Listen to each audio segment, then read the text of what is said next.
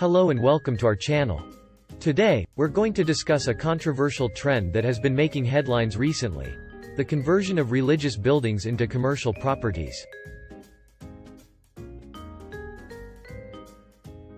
As you may know, many religious buildings such as churches, synagogues, and mosques have been struggling with declining attendance and financial difficulties, leading some religious organizations to sell their properties to commercial developers.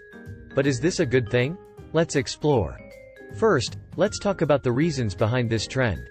For many religious organizations, selling their properties to commercial developers can be a way to stay afloat financially. As attendance declines and maintenance costs rise, it can become increasingly difficult to keep the lights on and pay the bills. By selling the property, the organization can use the proceeds to support their mission and activities. On the other hand, some people argue that turning religious buildings into commercial properties is disrespectful and even sacrilegious.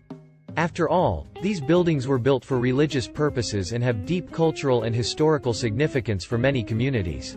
Turning them into hotels, condos, or retail spaces can erase their spiritual meaning and replace it with a profit motive. Another issue is the impact on the surrounding community. Religious buildings are often located in residential neighborhoods, and converting them into commercial properties can change the character of the neighborhood and disrupt the lives of residents. For example, a hotel built on the site of a church may bring more traffic and noise than the neighborhood is used to. So, what's the verdict? The issue of religious buildings as commercial property is complex and contentious. On one hand, religious organizations need to be financially sustainable in order to carry out their mission.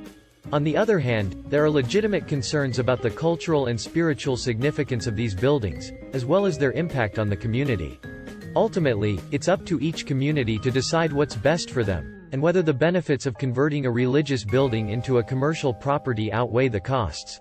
That's all for today's video. We hope you found this discussion informative and thought-provoking. And don't forget to like and subscribe to our channel for more videos like this. Thank you for watching.